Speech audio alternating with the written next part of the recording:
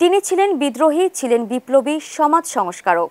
কবি কাজী নজরুল ইসলাম বাংলা সাহিত্যের এক অনন্য নাম, যিনি শুধু কবি নন, ছিলেন যুগস্রষ্টা। তার কবিতা ও গানে যে বিদ্রোহের আহ্বান, মুক্তির চেতনা এবং সাম্যের বার্তা, তা তরুণদের অন্তরে যুগে যুগে আলো জ্বেলেছে। কিন্তু প্রশ্ন হলো, আজকের তরুণ সমাজের কাছে নজরুলের সে বার্তা কতটা প্রাসঙ্গিক?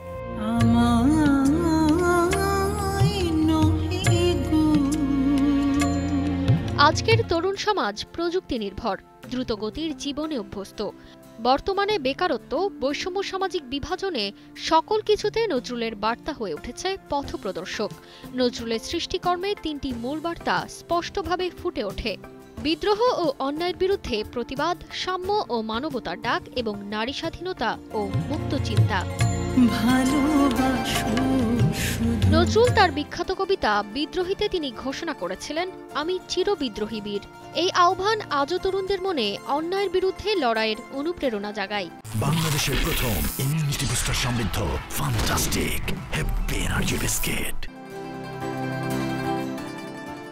চল চল চল কবিতায় কাজী নজরুল বাধার দুয়ার ভেঙে নতুন ভোর আনতে নবীন প্রজন্মের প্রতি আহ্বান জানান।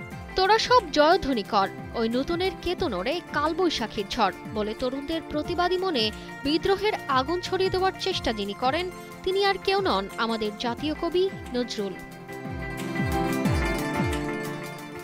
গবেষকরা মনে করেন, নজরুল শুধু ইতিহাসের কবি নন, বরং বর্তমানের চ্যালেঞ্জ মোকাবিলায় তার আদর্শ নতুন করে পাঠ করা জরুরি। তরুণদের জন্য নজরুল হতে পারেন একটি মানসিক শক্তি। তাই সময় যতই পাল্টাক, নজরুলের চেতনা ততই নবীন হয়ে ওঠে তরুণদের হৃদয়ে। তারতিবা ফারুহী, কালের কণ্ঠ।